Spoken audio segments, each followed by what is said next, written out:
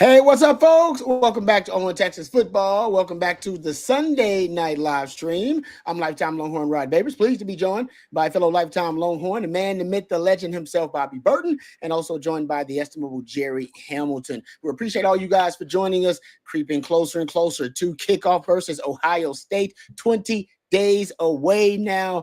Ooh, and we got scrimmage nuggets to discuss and practice to talk about. Anything else you guys want to discuss, just throw it out there in the chat. Questions, comments, we'll try to address as many of them as we can. Super chats always jump to the front of the line. You can interrupt the show at any time. We appreciate all you guys joining us, no matter where you're joining us from. We appreciate it. All right, gentlemen. I'm sure we'll have a lot of questions here. We'll devote most of the show to that. Oh, Jerry's already. What'd you do? I'm sorry. One of Quinn's passes today just flew by me. Sorry. I'm in Houston. Rod fell for that hook, line, and sinker. See, exit. I mean, I'll admit that was a bad performance. That was one of Quinn's worst performances. It wasn't Georgia bad, but it was pretty damn bad. It was bad. Yeah. Considering all the practice, all the hype that we'd heard about him in practice doing well, I was a little disappointed because I thought Quinn would go out there and do better, but that's all right. It's a preseason. It's a preseason for a reason. Preseason for a reason. Quinn catching strays. I know.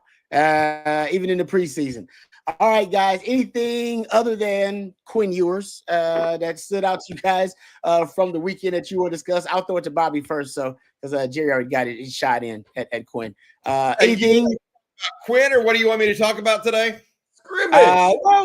If you want to talk about, we could talk about Quinn if you want to. No. I don't want to. I don't No want need to rub salt. No need to rub salt. He was a good Longhorn, period. It was bad. On. Hey, so long story short, scrimmage yesterday.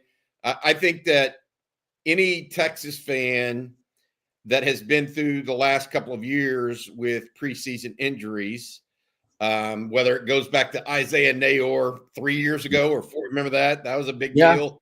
They lost him early. Then they lost last year. They lost Cedric Baxter. We all think about injuries in the preseason, and Texas had some issues yesterday. Nick Brooks went down, the big freshman offensive tackle. That's your third offensive tackle right now, actually. And then also Cole Brevard, the defensive tackle, went down during the scrimmage. Both got off the field on their own accord. Brevard returned to play in the scrimmage, so presumably he's okay. Nick Brooks, we had to do a little checking into. It sounds like he's going to be okay. He left the facility after practice or after the scrimmage on his own accord, had no brace on, no ice, went to the barbecue dinner with folks, and seemed to be okay. He did have a little bit of a limp, but we don't think it's structural at this point. At least we don't think so at this point. So we'll find out if there's anything more. But outside of that, there was some other injury news. Amari Winston, the tight end, that was looking so good. And Rod, you and I talked about him at one point, saying, "Wow, that guy kind of catches it really clean." He looks like he's going to be out for a couple of months. He suffered a shoulder injury, I believe, on Thursday and did not participate. So that was tough. Emmett Mosley, the fifth, the transfer from Stanford, also did not participate, but his looks like it's more day-to-day, week-to-week. It's a lower leg injury for Emmett Mosley. Beyond that, we could easily say the defense had most of the they won most of the scrimmage. I guess what I would best way to put it. They definitely won with the situation. They definitely won. I'm going to try to say this the right way. 1v1s through the early part of the third, fourth period. So after halftime, they still won after halftime. And then you start rotating in more heavily. The offense got going a little bit after that. The offense did have some nice plays, but the defense definitely ahead of the offense, as Steve Sarkisian told us. I mean, he came out and told us last week, hey, defense ahead of the offense right now. I would say this about scrimmages too, like see what happens on August 30th, making too much of scrimmages. Offense was bland on Saturday. It's not like Sark's going in with a game plan and a bunch of pre-snap motion and all the things he does, Rod. It was a little bit of jet sweep motion from what we heard, but there wasn't a lot of Sark scheming up, obviously for right. One of the things I was told, we've been told a lot of things over the last 24 hours. One of the things I was told today was that Ty Anthony Smith may have played as many defensive snaps as anybody. Wow. They moved him all around. Mm-hmm. He rushed off the edge, dropped in coverage, played in the middle. I mean, he seems like a chess piece of sorts, and we probably really should have, the alarm bells should have gone off when Sark said he's a budding star. Yeah. Because they're getting that guy ready. That was one of the takeaways from somebody I spoke with. The other thing was the defensive line. I mean, whether it's interior D-line or edge, they thought, people we've talked to, Bobby, I think you've heard the same. The first wave of like 6 guys is just so talented. And one of the things I heard was the whole defensive team gets on you quicker than at any point in the Sark era. So from the edge position to the linebackers, just get on you in pass rush situations. Just a lot of team speed out there. Derek Williams got a lot of praise, Rod, behind the scenes for Saturday. Ooh, I like that. Derek Williams looking good early. That's a really good sign for the defense. And Ty Anthony Smith moving around more. And they have so much versatility at linebacker, right? I mean, it really is, to me, one of the more compelling storylines. What do they do with all the talent at edge and linebacker, and how do they use it? And now we're hearing really good things about the interior D-line, that group, deeper than we thought. Maybe not have the high upside they had, in recent years with all the guys getting drafted, multiple defensive tackles being drafted year after year. But, man, that group, I'm hearing really good things about how deep that group looks. And Alex January, maybe one of the leaders of that group too, hearing good things. So I like that. Defense ahead of the offense. I'm not surprised by it. I mean, we think this defense is going to be historically good in terms of, comparing it to other great defenses at Texas. So I'm with you, Jerry. I think what people have to realize about Sark as a player, one of his great talents is attacking specific weaknesses and vulnerabilities of a defense. I'm sure he's not doing that now. As Jerry said, it's just basic install, and he's just calling plays to try to see how they execute them. He's not calling plays to specifically attack certain things on defense. That will happen during the season. All right, we got. Especially wasn't going to do it in a scrimmage with parents and family in the stands, right? That wasn't the scrimmage, Bobby, you're going to roll out a whole lot. It's going to be pretty bland. Yeah, it will be fairly bland. No halfback passes and that sort of stuff for sure. I will say this: somebody in the chat mentioned, I thought Wingo and Arch were on fire. Eventually, the first 2 series of the 1v1s, the Texas offense went 3 and out. So, and there were 2 sacks. So, I mean, let's be clear here. And then got stoned on a 4th and 1 from the 1. Yes, Alex January stopped Cedric Baxter. So I want to be clear. People are saying, "Oh, this guy's on fire." I think Ryan Wingo is going to have a hell of a year. Bottom line, was he on fire all game? No. Did he have some good plays? Absolutely. There's a 35-yard touchdown pass from Arch that was terrific, apparently, etc. But you can't have Arch and Ryan Wingo be on fire and say the defense won the scrimmage. It doesn't work that way. It doesn't work that way. And so while those guys are there, that's important. Some other news. You mentioned Alex January. Cole Brevard and Alex January were the starters at defensive tackle yesterday, Rod. That was for the first half. And Rod, you're a former player. Mm-hmm. You explain how they do a first half and then a second half in the scrimmage. And the second half can have different starters than the first half. In the second half, it was Alex January and Murad Watson. Oh, okay, yeah. All right, yeah. Explain how and why coaches do that and kind of mix. And also at tight end, it was Spencer Shannon and Jack Indries in the first half, and then Jack Indries and Jordan Washington in the second half. I mean, it's hard for if you haven't been in those scenarios or seen those before, you don't always understand it, but that's how the coaches sometimes do it, because they're trying to see if a guy's moving up a little bit. Right? Yeah. In addition to obviously trying to see if a guy can maximize his reps, you're trying to see which guys work best together, which combinations, because you're going to be playing a lot of different combinations potentially because of injuries, knock on wood, but also just situationally based on matchup. And there are different combinations that guys work better together. And I think that's also something they're looking at, especially at D tackle. Safety can be like that too. There's just certain combinations. On the O-line, I bet that's also be the case. You're looking to see which combination is the most effective. It's tight end too, the 12 personnel. I think that's kind of what they may be looking at too.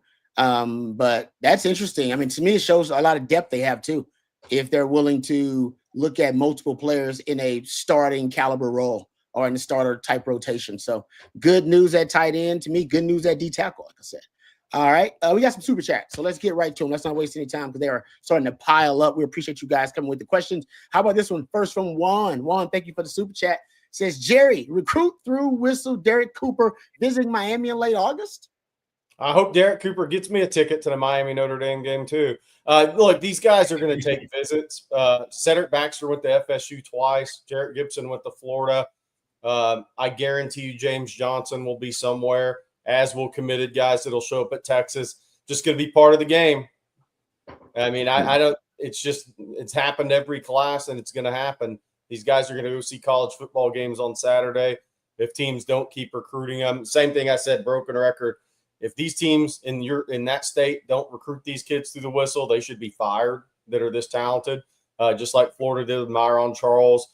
Just like Texas is going to do with some guys and has done in the state of Texas as well and will in this class. So I think it's just part of it. I mean, I expect a lot of these kids to show up on campus. I mean, Ole Miss, they'll probably try to get Corey Wells to come to a game, right? I mean, Auburn will try to get Vodney Cleveland down to like.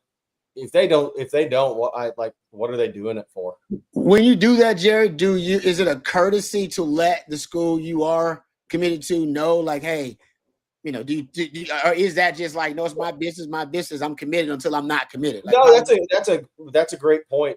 It is. The colleges know these kids are going to step foot on other campuses already. These guys aren't sitting there thinking, "Oh, Cedric Baxter is committed to Texas. He's never going to go to a Florida State game."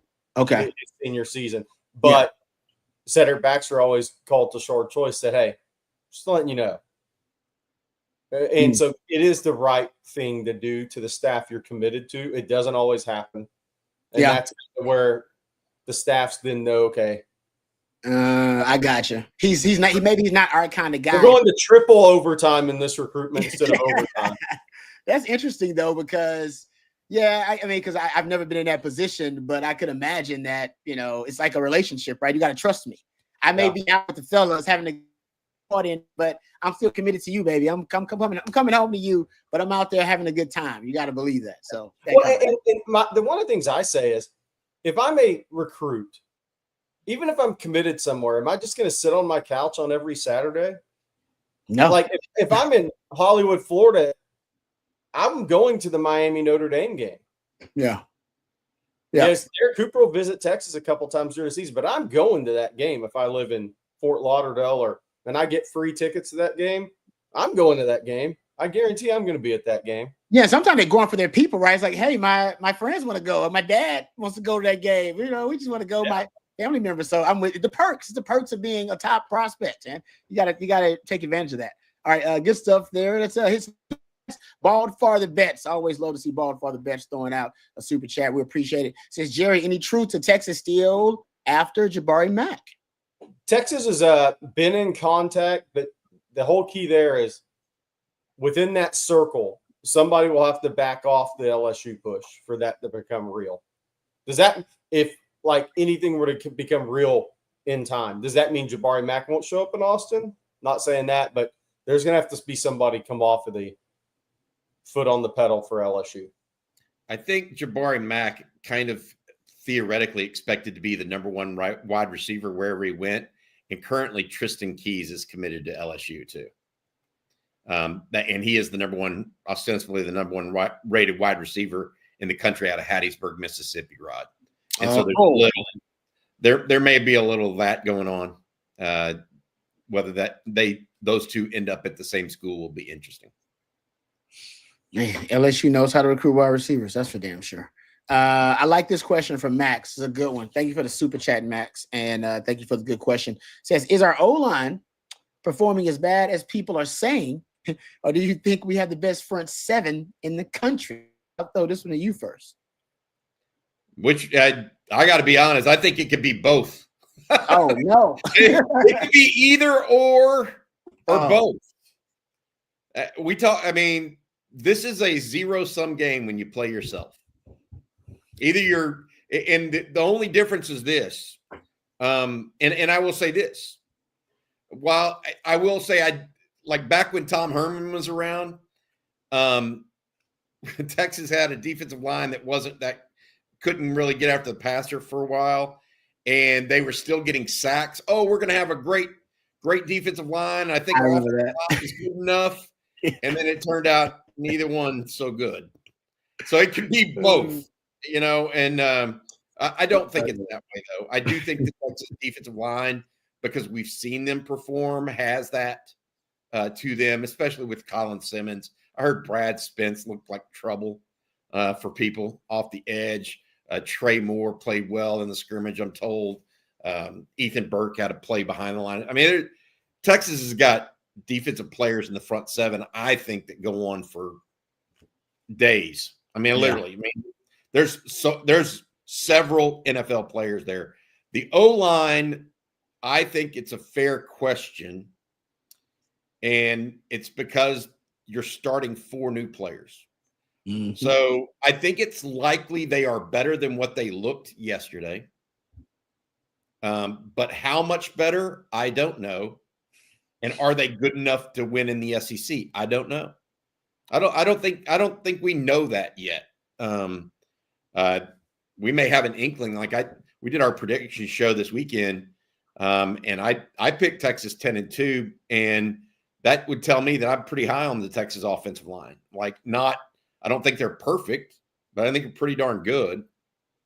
But I do think that the Texas front seven could be the best in the country. That's my firm belief. Top 5 at least. Well, hopefully that helps. I think the O-line will round into form. I've been saying this like mid-season. It's just 4 new starters, man. It's a lot of communication you're supposed to have, be hive-minded. I've talked to enough O-linemen ago that have told me, it's going to take them a couple of games, right, just to get in sync as a group. So I could totally see them getting, somewhat taken advantage of by the best front seven, potentially, or the best edge room in the country for Texas. All right, getting back to the super chats here. Thank you, guys. Scott here says, does Cedric Baxter start if he's healthy? Thank you, Scott, for the super chat. He started yesterday. He got the very first carry of the scrimmage, apparently. Okay. But heavy rotation between him and Trey Wisner. I still think, and I know people are saying, oh, well, it looks like he's going to play at Ohio State. I think he is going to play. I still think he's going to be somewhat limited. Based on what I was told from yesterday, he moved the pile well, but he didn't necessarily pop off any long runs. And so at what level is that mix for Steve Sarkisian? We got to hear about Cedric starting to break some runs, not just moving the pile with strength. If he's going to be the starter, because Trey Wisner will pop off runs of length. He may not move the pile as much. The other one I would say is just for running back's sake, Jerry heard the same thing. Christian Clark, Rod B. Really? Had a really good scrimmage. Huh. Okay. Yeah. Young man out of Phoenix. Arizona? Yeah. Yep. Had a really, really good, really good. I remember you really liked him coming out, Bobby. I literally remember specifically. Bobby and I both way underrated nationally running back. And look, he played a lot of linebacker. He kind of played all over, right? So he didn't put up. People said, does he have enough production? But he could just really cut and had instincts running the football inside and outside. He's nothing like Derek Cooper in that way, Jerry. Yeah. I mean, a lot of people thought Derek Cooper was more of a linebacker as a sophomore and junior than they did. I mean, now I'm not comparing the two because Cooper's bigger. Right. But what I was told is the way he cuts, the quickness, and then is in and out of those cuts. Yeah. They're sudden. Yeah. There's no, I'm going to cut and then kind of go through the whole. It's pop like that. On CJ Baxter. Look, this is kind of what I've said the whole time. It's like when he got released for 7-on-7 and like there were reports, oh, he's been released football activities and all. I said, dude, he's not playing in a football game tomorrow. That was when it was. I said, so I want people to understand it's like a step by step process. Kind of weird saying a guy that had a knee injury, but yesterday, they tackled him to the ground on the goal line, but there was quick whistles from what I was told. They weren't gang tackling him and falling all over him, right? Yesterday's piece for him was getting back out there other than in practice, right? Now we're in a scrimmage. I think he took the brace off at some point during that scrimmage. Now he posted a photo on Instagram with the brace on. But I think that was Rod kind of, okay, this is your next step. Yeah. Here you go. Not tackling to the ground every time and letting people gang tackle you and pile on you. But here's the next step. Get hit a little bit, get past this mental hurdle that every guy coming back at, and now we're on to the next part. So I think people, it's going to be getting ahead of this until it's not, but I still think he's in a process in this comeback. And, he can't have a setback between now and August 30th. No. Yeah. So, at some point, they're going to have to let him really get hit on that knee. It's just part of the process. Yep. Yeah, I agree with you. And you got Trey Weiss. I mean, you got the luxury of having a 1,000-yard back in there. So I've been on the side of just not rushing it because I'm with Jerry. I don't want no setbacks. This point, I'm happy that he's ahead of schedule, basically, kind of what we're hearing. But the setback would be, it would be debilitating for him and for the team overall. All right, let's thank our sponsor for tonight's program before we move on and take some more super chats and some of your questions. Thank our friends over at Rogue Shop. That's right, rogueshop.com, bringing real plant medicine back to its roots. Our friends at Rogue Shop, they have a variety of different items that can help you battle different ailments that you may be dealing with in old age. Maybe it's sleep deprivation for you. Maybe it's just aches and pains from battling Father Time. Maybe it's just general anxiety that's got you stressed out. Whatever you're dealing with, our friends at Rogue Shop have a number of different items that may help you battle those ailments. Check them out at rogueshop.com. Use that discount code on Texas, and you'll get a very special discount from our friends over at Rogue Shop. They have it all from oils and creams to flour, gummies, and vitamins. So check them out. They also ship nationwide. So no matter where you are in this great country of ours, our friends at Rogue Shop can get their fabulous products to you. No question about it. So check them out, rogueshop.com. Use that discount code on Texas. Thank you very much to our friends at Rogue Shop for sponsoring our Sunday live stream. All right, folks, getting back to it. Oh, Bevo Holic. Love that name. Bevo Holic said, did Gibson take a step back? Not much about him. Yeah, it's true. Just talk Christian Clark, talk Cedric Baxter, Wisner. What's up with Jerry Gibson, guys? I didn't hear much from Saturday's scrimmage. I didn't either. I mean, and I don't. It's like I didn't hear as much about Trey Owens at quarterback either, Jerry. And I don't. And that's not necessarily a good or bad thing. Right. I want people to understand that because we're not there. We're not. Some people, whether they do well or don't, you don't really hear about it because they didn't do something that either was really bad or was like eye-popping, right? I will say this. Jarrett Gibson has improved his body structure this offseason. Oh, yeah. And so when y'all see him, he will look a little bit different in that first game. And I do think that he is the only other guy that can, quote unquote, move the pile for Texas. Yeah. And so if, for whatever reason, Cedric Baxter does not go against Ohio State, I suspect Jarrett Gibson will be the short yardage back. Yeah. He does move the pile. I like his lean. I always loved Jarrett Gibson's lean. Always falling forward. Thank you for that. Mayo corn dog. Disgusting. Thank you for the super chat. Says, any chance Arch ends up underperforming like Sims? Oh. Hey, normally $50 super chats get the shade, but Mayo corn dog gets the shade. He deserves it. Mayo corn dog. Underperforming how, like, to what? Are we talking about just not meeting expectations? Because they are sky high, by the way. It'd be hard. the guy winning the Heisman and being #1 overall pick. So not meeting those. I totally understand that. Being a disappointment, because I think some people thought Sims was a disappointment, which I don't think so. We won 11 games, but not winning the big games, not beating Oklahoma, Big 12 title game, that led Longhorn fans to perceive, no, this guy's a disappointment because you got to win the big games, not just win games at Texas. So, just want to make sure we put the nuance in the conversation there. Yeah. Well, it's I think Joe Z has hit this on the head. No matter what happens, Arch will always underperform. It's the Tiger Woods thing. Like I've talked about it before. It's like it's going to be he's going to be the most scrutinized college football player of all time. Agreed. And it's every handoff, every snap, every pass, every drop, everything is going to be put into a YouTube video every single week. The good, bad, and the ugly. And it's going to be like back on the Golf Channel, breaking down every swing Tiger made on the range before he played, then every swing he made when he played. Mm-hmm. That's what it's going to be like for Arch. And boy, you want to talk about a fishbowl in football? There it is. And it wouldn't have been any different if he went to Georgia or Alabama. It's all the same. It's just what comes with being Arch Manning and being ranked #1 in America. So people said he was a little off on Saturday. Said his misses were high. Yeah. But I will just say this. I mean, let's let it happen. Let it happen. I feel pretty good about that young man. I think people will notice a difference almost immediately in how he plays and how he commands the team than Quinn. They are fundamentally different. I was talking to somebody about that today, actually. Fundamentally different. He plays with a little fire. And I'm not saying Quinn wasn't out there giving it his all. It's just different demeanor, right? Mm-hmm. Arch plays with a little fire in the belly and then displays a little bit of that. Yep. Maybe a little bit more.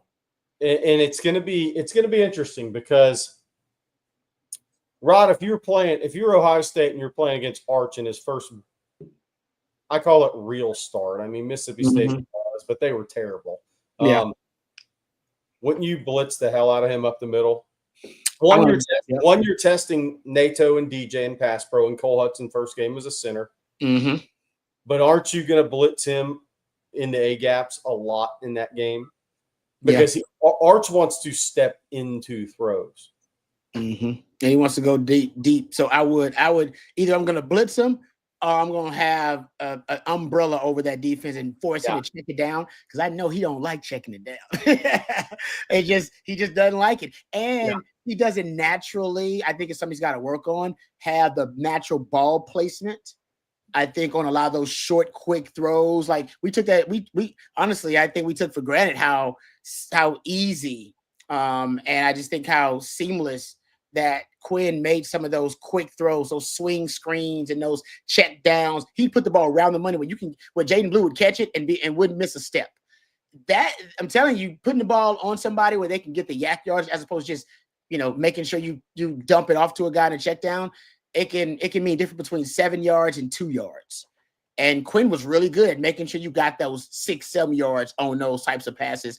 And I think Art's got to work on that. That's some of the nuances that I think Sark was talking about too. So it's just experience. I mean, it's just reps. He just hadn't had the reps yet. Get the reps, more reps, and practice reps. I'm telling you guys, I know that they still really don't count reps for me. Quarterback. There's no quarterbacks before. It ain't a real rep for a quarterback till you can get hit now. It just ain't. It ain't. At last, I heard Kurt Warner talking about. He said, we got the black jerseys on. Different mindset than when a guy's coming to hit you. That's why the Bengals are playing Joe Burrow now in the preseason, because the Bengals notoriously start terrible. They never play Joe Burrow in the preseason. Their theory is that, we got to put him in an actual real live game situation so he can get hotter faster, get a groove faster as a quarterback.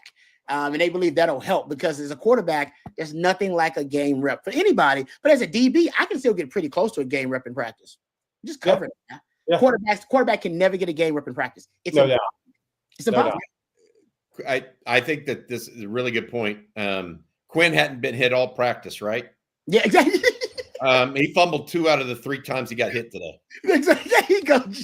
That being said, Rod, we talk about this all the time. Like, what's a player's superpower? Mm-hmm. What's the thing they do as well or better than anybody? And lean into that. Yep. Well, Sark leaned into Quinn in the timing passes to the outside. No question. By the way, absolutely did. He needs to lean into the deep ball with Arch and driving the ball deep. If y'all haven't seen the SEC show on Netflix, have y'all watched that? I have. I watched the first 2 episodes. Okay, watch the part where the A&M Texas game when Mike Elko was talking about going into the Texas game, what their game plan was against Quinn.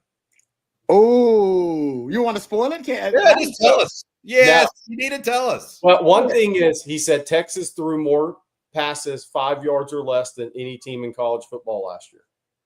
Rod, I'm sure you hit on that. Yeah.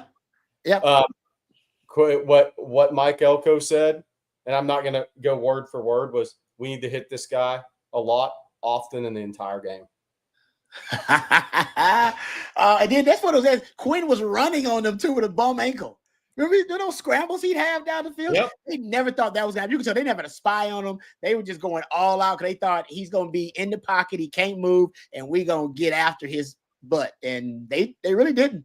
But in terms of that much, he made mistakes in the game, but he made way more plays moving around than I thought he made. I got to follow up on something from that show, because as y'all watch the show, one of these coaches this show's going to help a guy become a popular coach with other ADs. Clark Lee. When you watch him, you're going to have a respect for Clark Lee as a coach and communicator and leader of men. And you're going to be like, and your thought's going to be like, what could this guy do if he had a more talented roster? That's going to be your thought. That guy's got a little it factor to him. I don't know if he'll ever leave Vanderbilt.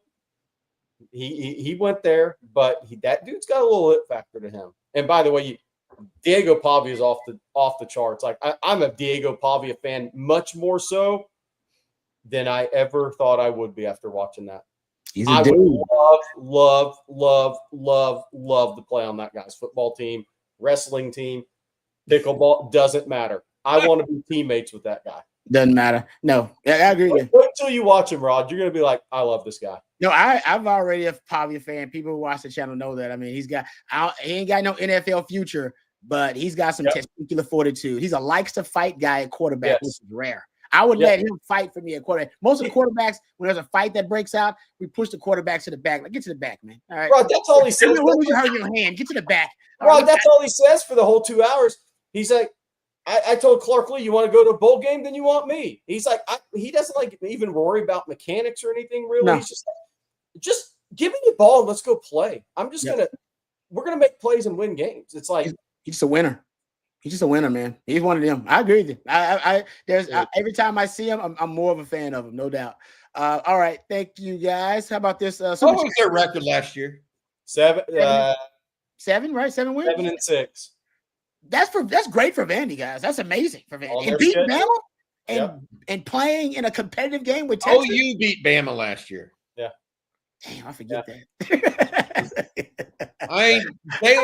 When Jalen Milroe went in the tank, Jalen Milroe went in the tank. Yeah. Damn. I almost forgot that when you said that. That's crazy. How did that OU team beat Bama? Like, how in the hell did that happen? The funniest thing in that whole show to me was that I've seen, I think I have one episode left, is when Pavia beat Hugh Freeze at New Mexico State. And then he had that chip on his shoulder. He's like, he could have had me. He had no interest in me. And then he went and won at Auburn. That dude is like, that chip on that shoulder is like pops up through his pads at times. I want to say the story about Jerry Kill when they were recruiting him to like New Mexico State was they were recruiting the quarterback. They were watching a game and they were recruiting the quarterback that was playing against Pavia. And they literally saw Pavia. And I think one of the coaches was like, why don't we recruit that dude? Like, that dude looks like he can play. And they literally started changing their mind. And I want to say that's how they went up to Pavia. They were recruiting the other quarterback. Like, he's that kind of dude. That's been his whole career right there. Yes, that's his career in a nutshell. It is. They came looking for somebody else, but they found me. I think so. Here's my take on Diego Pavia. Okay. And I think y'all are right.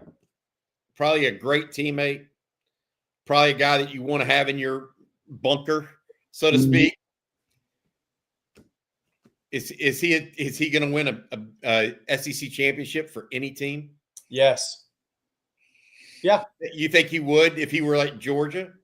Yes. Oh, 100%. Ooh, that's a good question. Hey, you know what? That's a I do. Some guys have that, and I'm not trying to be mean, but they get you 80% there. Yeah. And that's the ceiling. The way I look at it is if Tennessee went to the playoffs with Nico last year, they'd have gone to the playoffs with Diego. Oh, I agree with that now. I mean, there are certain ones that you say that. Yeah. I just don't know that you win. I don't know if you win a championship with him. I know. I don't think if he were to be traded with Arch Manning, I would not pick Texas to go 10-2. I wouldn't pick, anyways. Could he do it like Stetson Bennett did on them Georgia teams? He's not as good a thrower as Stetson Bennett. He's a better runner, though. Oh, much better. Significantly better athlete. Yeah. Rod, this is something we were talking about, by the way, and it's sidebar. When I look at Quinn compared to other NFL quarterbacks, I see a guy that's not as athletic as them, by and large. Like Quinn's in the lower quartile. Yes. Of athleticism for quarterbacks in the NFL. Totally agree. Yep. I agree. I think the underappreciated or undervalued aspect of a quarterback, of an NFL quarterback, is their general athleticism. I'm not saying they have to be, Pat Mahomes or somebody that's hyper athletic like that. But most of those guys are very athletic. Yeah. And I think that may be where Quinn is he's not that athletic. That's a good point. The thing about Quinn is if you just went out and tested him in a 40 in a shuttle, his times would be respectable, right? That's not athleticism, though. No, he run 4.7. But here's the thing. He doesn't have reactive quickness. Mm-hmm. He does not have reactive quickness. His feet don't react to things moving quickly around him. I like that. That's my take on him. I agree with Jerry, actually, because I was reading a Bill Walsh quote the other day about quarterbacks, and the late great Bill Walsh always say, I want athletic instincts. And he would describe he said an instinctive, spontaneous, natural response to situations. That's what Jerry's talking about. The athletic instincts. And I think Bobby's saying that too. I think just general athleticism. You need somebody that can guard somebody in basketball. Yes. Oh, and the late great Bill Walsh, to add to Bobby's point before you move on.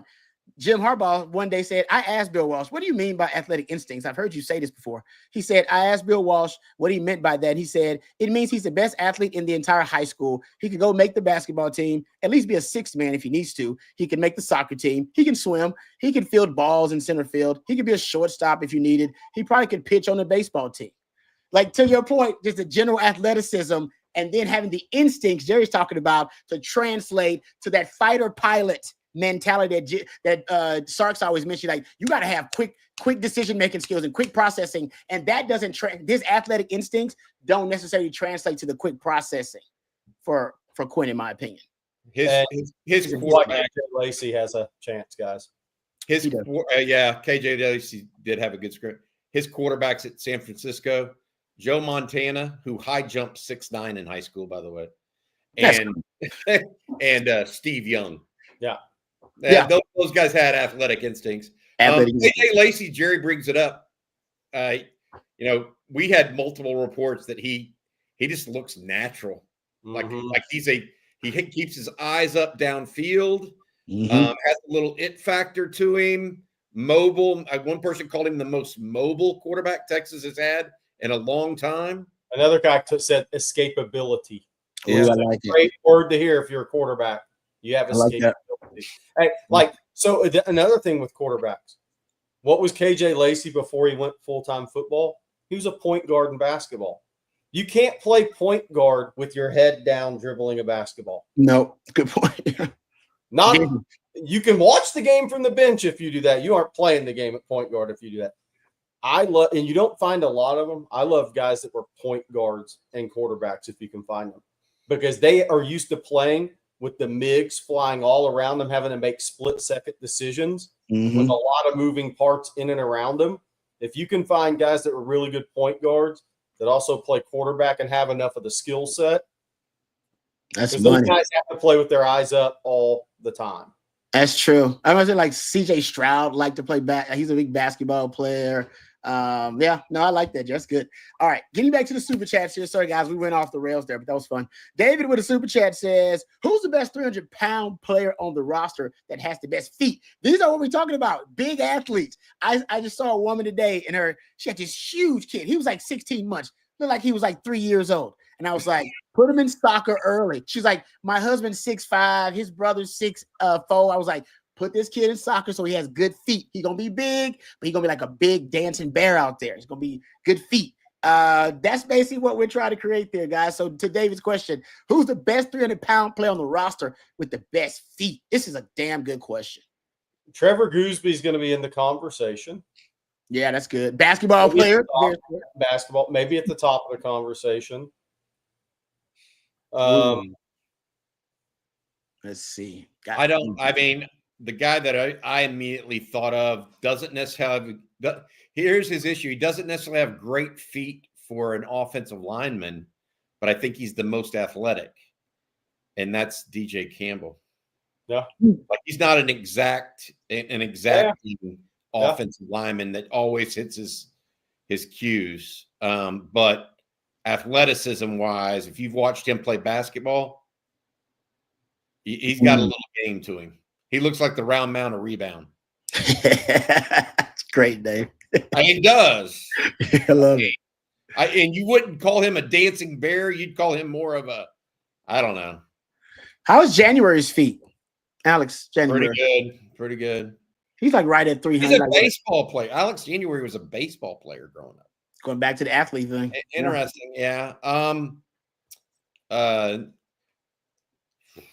Murad Watson, is he over 300? Oh, yeah, for sure. Yeah, he might be in that conversation. Somebody said Justice Terry, but Justice Terry's only like 275. I'll tell you who else has really good feet. Daniel Cruz. Yeah. Oh, I like that. Cruz has great. He has really good feet. Yeah, I like that. Somebody in the chat said that. That was a good one. Yeah, the guy who had the actually best feet on the team last year for a big guy was Malik Ogbo, but he transferred out. He had amazing feet. Yeah. He had amazing foot quickness for his size. He obviously he's transferred. Never seen a guy lose too much weight like him. I know. That was crazy. But now he just gives you he wasn't actually that big. He just came in at the Texas at 350 and left at 275. Yeah, it's crazy. That is crazy. I mean, he looked big coming in, but he actually wasn't that big once he got into a strength and conditioning program. Which would have made him the perfect big, like, jumbo tight end. That's what he was playing last year. I know. He was like a perfect one, but I think the young man wanted to actually, play a position as opposed to that. Good question there, David. Thank you for that. We appreciate it. Sugarcane Daddy, not the crop, says, where could you see Gruden coaching in college? Nowhere. He was a hot name in college for a while back in the day. I remember that people talking about John Gruden in college. That has since lost momentum. Yeah, I don't know. He's got an old school style of coaching too. Yeah. About 2 hours from Tampa to Gainesville. Hey, look, if he hadn't taken USF by this point, I don't think he's coaching in college. Oh, that's true. Like, he's had like 3 opportunities. Does he think that's beneath him, though? Does he want to start at a higher level? I think he thinks it's beneath him, honestly. He wants to be in the Power Four. Yes, sure. like I said, I don't know Gruden that well. He was one of my coaches in the league, but he's got a bit of an ego, and I don't think he wants to subject himself to starting at that lower level. I think he wants to. I think he still believes that, hey, he's got enough cachet and clout. What about Arkansas? That's not bad. I was going to say, here's the question: is he a better possibility in a Power Four now with NIL than he was 6 years ago? Oh, yes. That's kind of what I think too. Because he doesn't have to recruit the same way. He can build a front office. NFL. They just build a front office. Hire yourself a GM, everything. Just do it like you do the league, pretty much. Somebody said Colorado if Dion leaves. And honestly, the more colleges now, they want that NFL cachet at the head coach job or the GM job. They like that now. So he still would have that ability. It's background negatives to him, though. Yeah, to make it hard.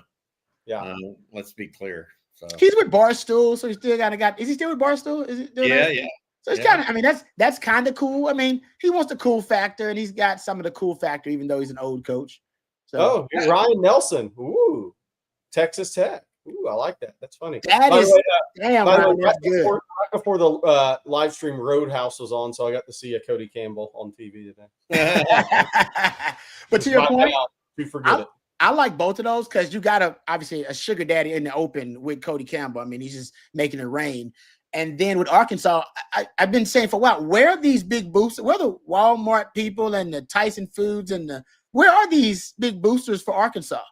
None of them are Bud Walton.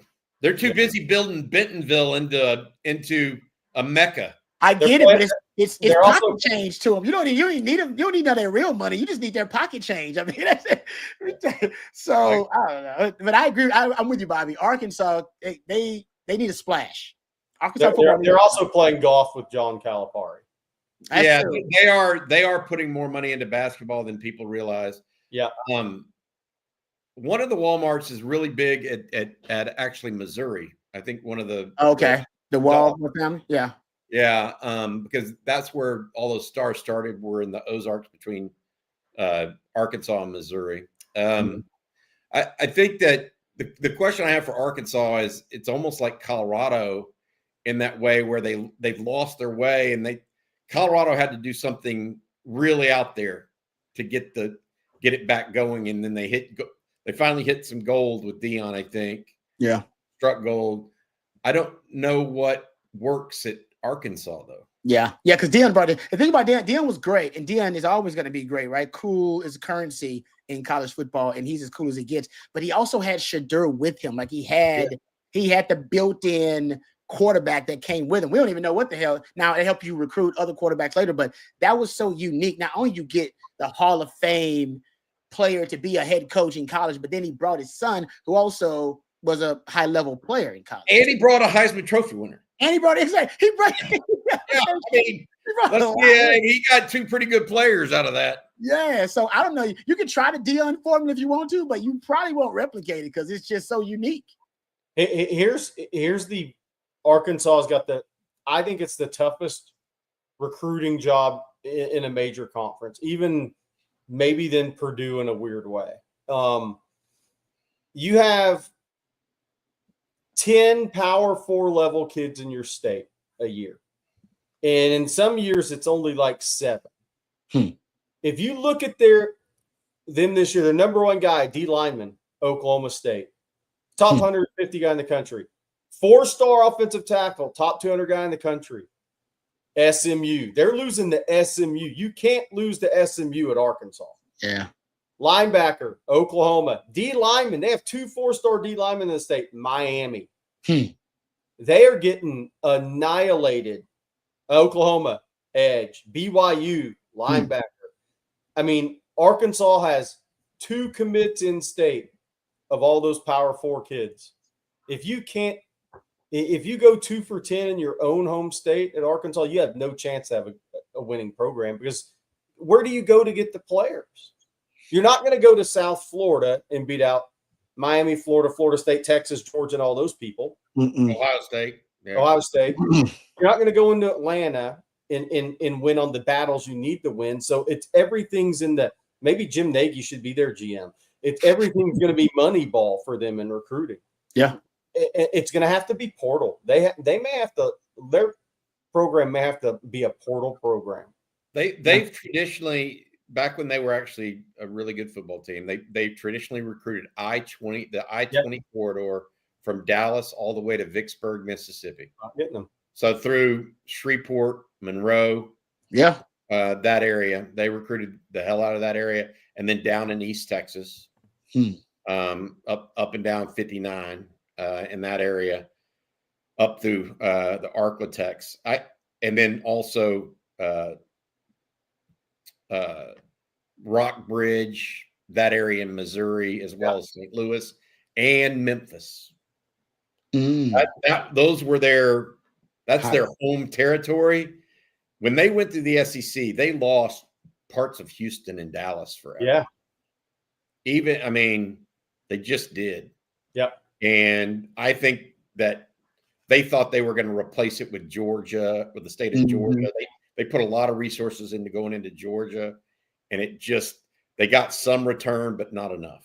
No. And when they didn't win, they were going down there beating their head up against the wall, trying to beat Florida, Georgia, Alabama, Auburn, who had been getting those kids forever. And think about it now. If you go into Dallas and try to recruit, they actually have to beat SMU now. Yeah, you do. You're right. They're beating SMU. And TCU. And Baylor and Tech. They're not starting in the top 10 on any list. They're competing more against Oklahoma State than they are. Yep. Yeah. It's a place to be, man. Good stuff, guys. All right, Ball Father Bets with another super chat here. Thank you, Ball Father. He says, seems like reports from Texas and Ohio State camps are flipped. Ohio State O-line beating up their D-line, Texas D-line beating up on the O-line. Make anything of that for game one? I think that Ohio State, from what I was told, they got to figure out who their quarterback is.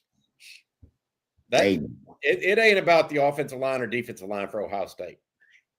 They got to figure out who their quarterback is right now, because I don't know that anybody is winning that job based on what I've been told. And I talked to somebody from there yesterday. They're concerned not about the O-line or the D-line. They've got guys, just like Texas has guys on the O-line and D-line that'll eventually get there. Okay? Their quarterback's going to be big for them. Right. They don't know that anybody's winning that job right now. I know. That's what you want. You don't want to have to decide who the starting quarterback is. You want that decision to be made for you if you're a coach. You want somebody to run away with it, where the players, the coaches, the training staff, everybody knows who's winning the quarterback competition. And when it's not clear, it makes things a little difficult for the and this isn't a situation where they're deciding between Justin Fields and Joe Burrow. Yeah. Because that was a decision for them like 5-6 years ago, right? Yeah. 10, whatever. That's not what was described to me. All right. Joshi with a super chat. Thank you for the super chat. We appreciate it. Says, hearing Jerry's updates that the interior O-line needs to be more physical is concerning. I was under the impression DJ and Neto were there to move guys. Jerry, what are your thoughts? Yes, it's not that they're not physical, but I think one thing about offensive line play is these guys are still learning to play together. And so if there's any hesitations, you're not going to be as physical on contact, right, Rod? It's like you got to be there's got to be continuity there, and these guys are all still learning to play together. And anytime there's hesitation, you're not going to be the most physical guy on contact against a defensive lineman. Mm-hmm. So I think it's not that DJ Campbell and Neto and even Cole Hudson aren't physical football players. I think they're learning to play together still more than anything. And the guys across from them are studs.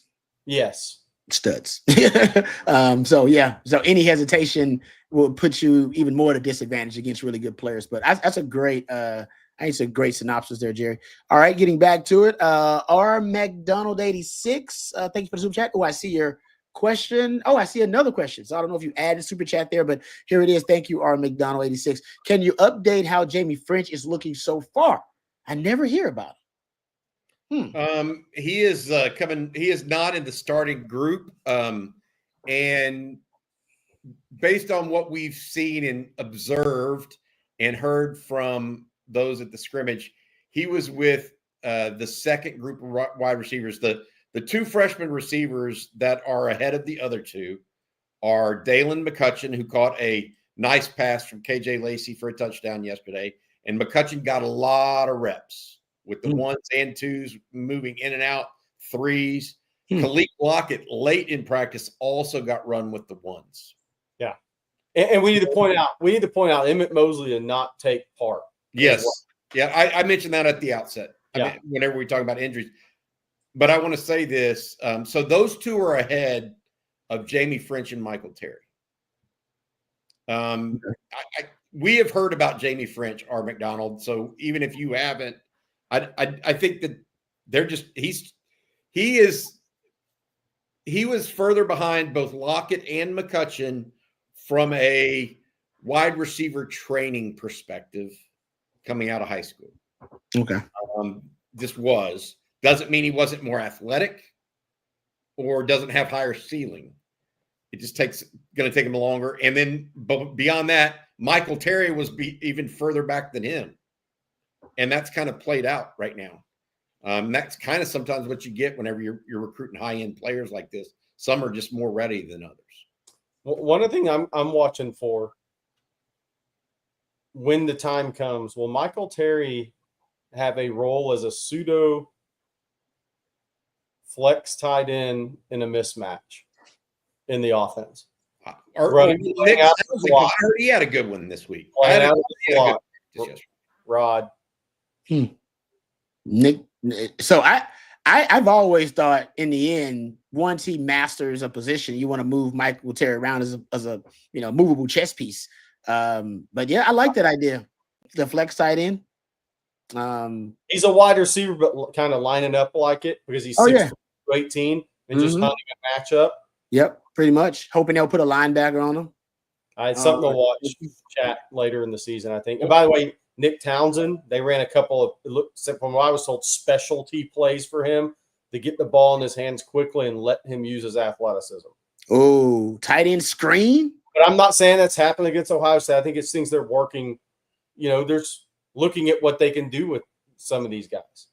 Man, I got to be honest. The Amari Winston injury that we talked about is bigger than what – I mean, Jerry, if Amari Winston could have been a good tight end for you and played this year, how tempted would you have been to flop Nick Townsend to a rush guy off the edge next year?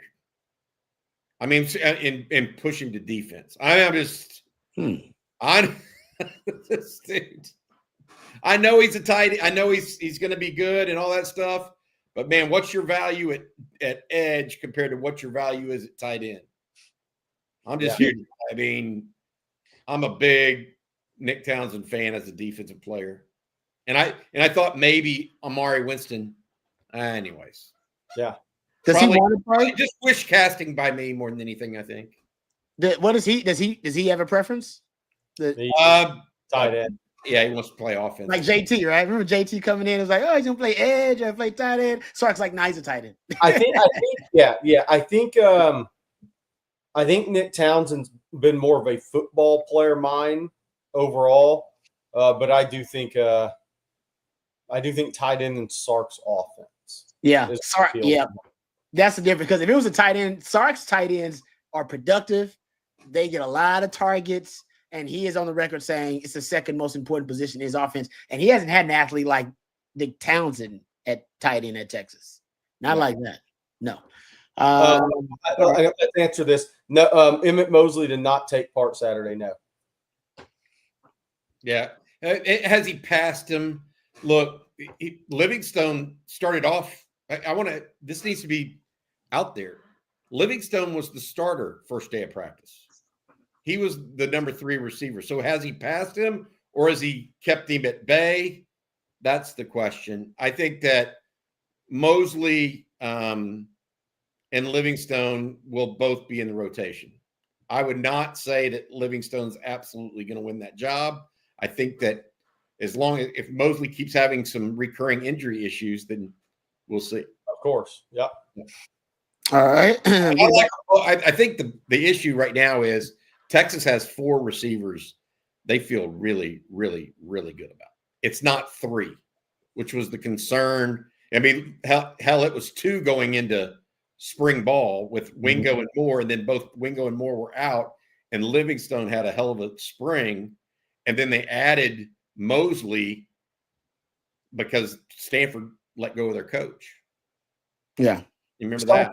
Sarkisian described that first group as those four. When he was talking to the Stampede, he basically said that. And he said, then after that, we got another group that's battling, that kind of thing. So I think the circle of trust is four. It stops right at Emmett Mosley. I think David Parcells says something I agree with. Livingstone has a niche talent. Mosley has a different. I agree with that long term. 100%. 100%. All right. Getting back to the question. How about this one? Super chat from Juan. Do you think Jimbo Fisher gets another head job? Yeah, I heard that he said he still got an itch to coach, I guess. Yeah, so do I. Yeah. Thoughts? I mean, somebody want him to destroy another locker room? Hire him. Yeah. Pay him $8 million a year. Yeah. Does he have any matches left? Flame on.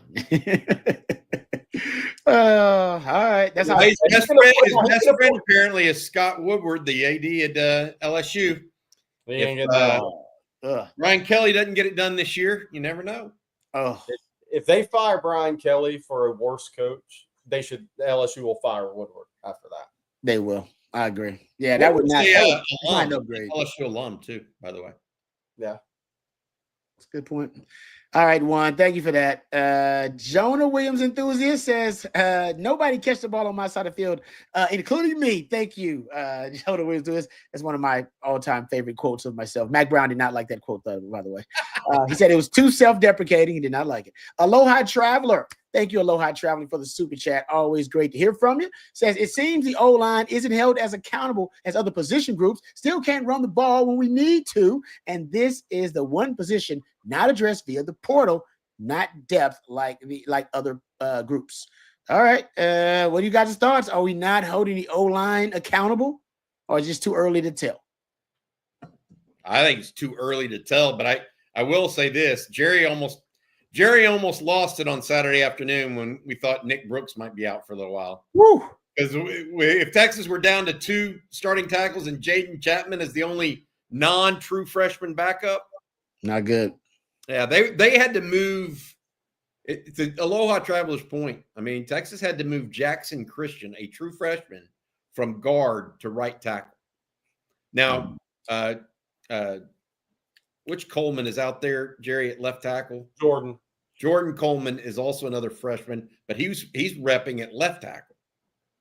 So Aloha Traveler has a point here. I think if the Texas personnel staff had to do it again, they might, in hindsight, have taken another offensive line with experience, not necessarily a guy that had 3 years ago. Yeah, that's true. The truth. Look, it's hard when you've been to 2 straight college football semifinals. I know where expectations are, but just Clemson won 2 national championships and didn't have an offensive lineman drafted in the top 4 rounds on those teams, or top 3 rounds. They hadn't had a first-round pick since '82. So I don't know. I think it's it's everything's going to be scrutinized, but you know what? There's been a lot of hits. It's very rare when Texas couldn't run the ball last year, but when they couldn't, the whole offense bogged down. Both Georgia games, Arizona State, Ohio State. Did I miss one? Those are the 4. Those are the 4. You couldn't sniff. You couldn't. I mean, you couldn't get anything on the ground. Nothing. Yeah, but that's the point, right? Is so. I don't know. That's 3 of the 4 games they lost, by the way, and almost lost the 4th one. Oh, so you get 4th and 13. You go. Yeah. So how important was the run game for Sark? Yeah. And there's a lot of pieces to all this, like. Hey, how much would Cedric Baxter have helped your inside run game? You didn't have anybody to run the ball inside. No, you didn't have a guy that could run duo. Hey, it's always interesting. It all goes hand in hand. Mm-hmm. Is A&M going to be better on the interior defensive line this year? I mean, they lost a first-round pick. Man, you know what I go back to? Again, that you don't know until Albert Regis is back.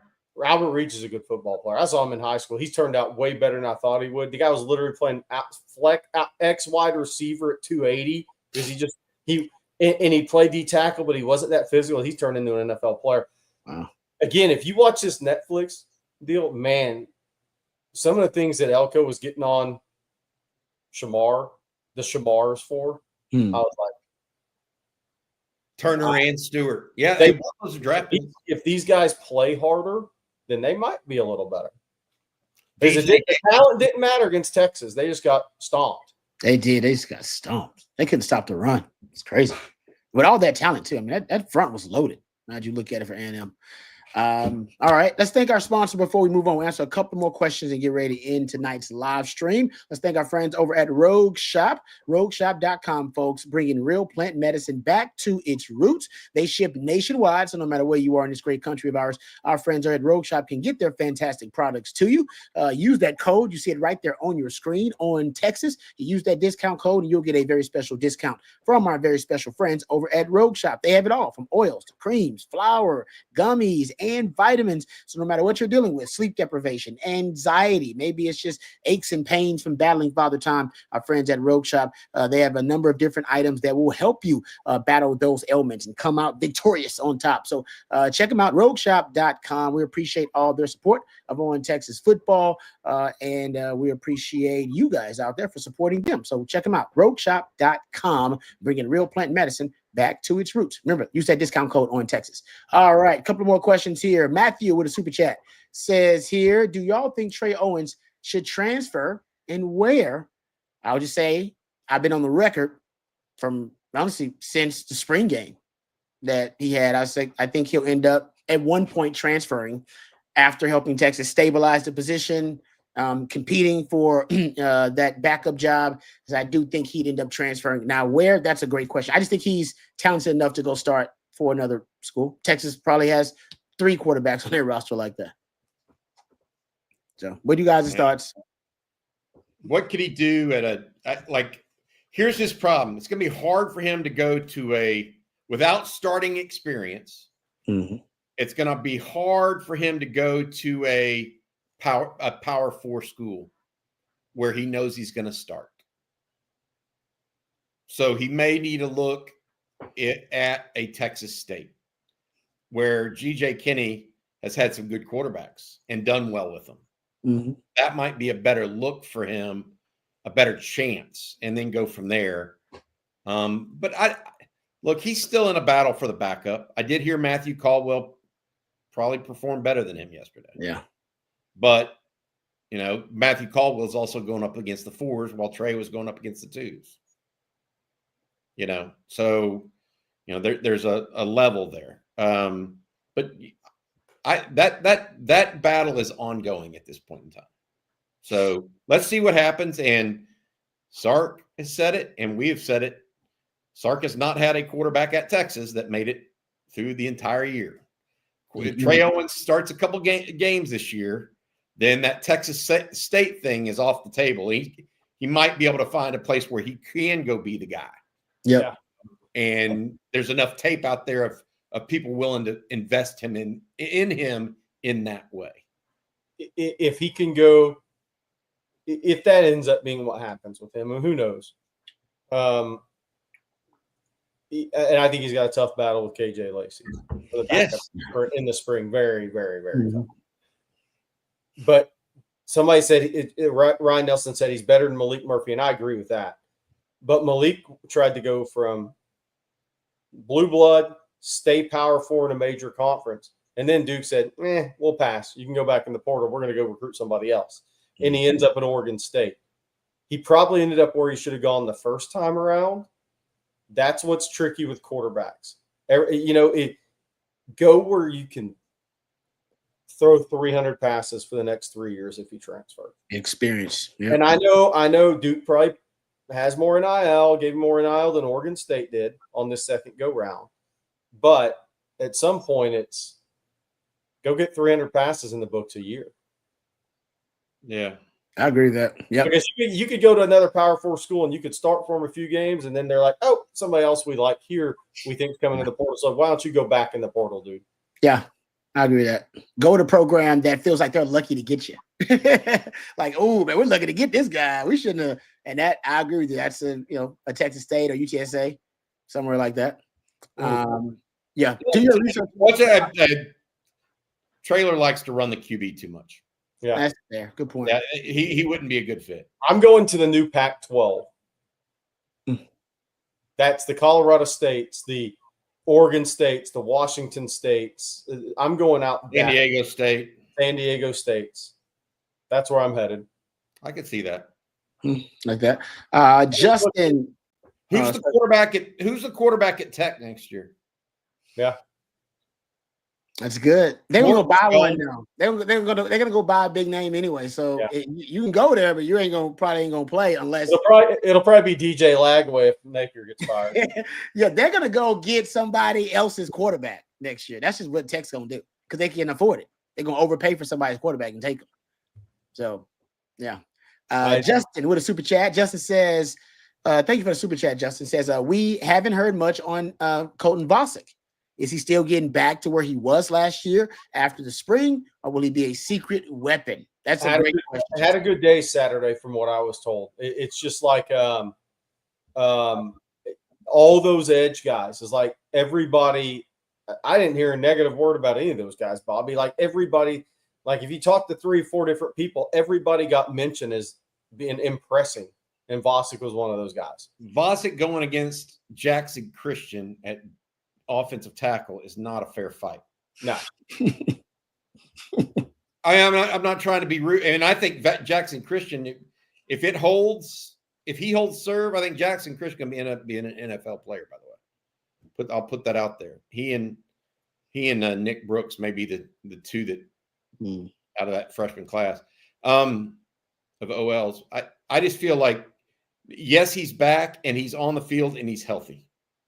And so that in and of itself is a factor. We have seen what he can do. I am a big Colton Vasek fan. Me too. I will say this.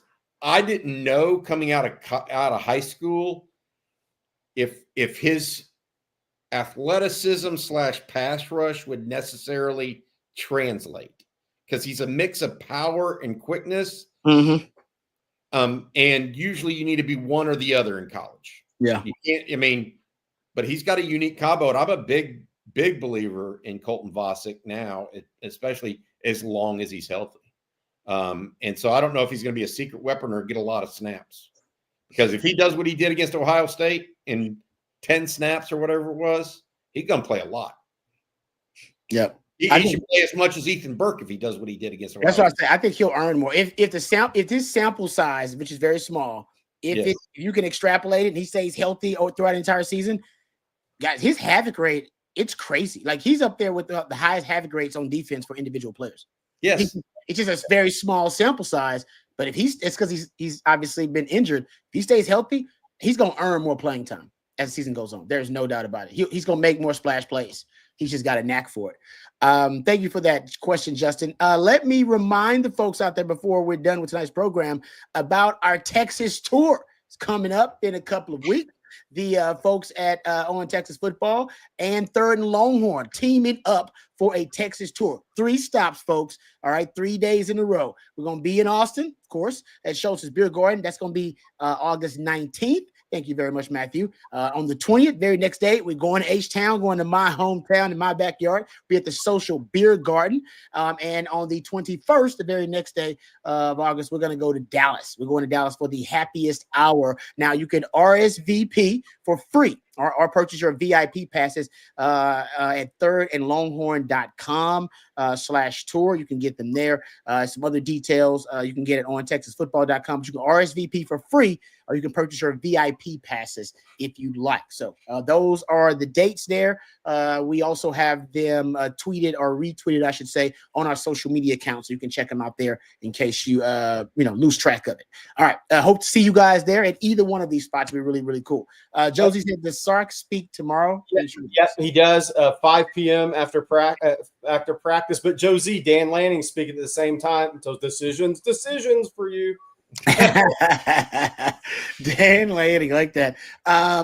Let's before we jump out of here, if you do want more of this great knowledge and insider info from our team here at On Texas Football, please become an OTFOG. It's pretty simple. All you got to do is use that code OTFOG when you sign up. And if you do it right now and use that code, you'll get a year's access, a year's subscription to OnTexasFootball.com for just $39.95. You won't find a better deal than that, folks. We talk about a lot on this platform, on the YouTube platform. It is a fraction of the amount of information that is actually covered at the website at OnTexasFootball.com. So we appreciate all you guys.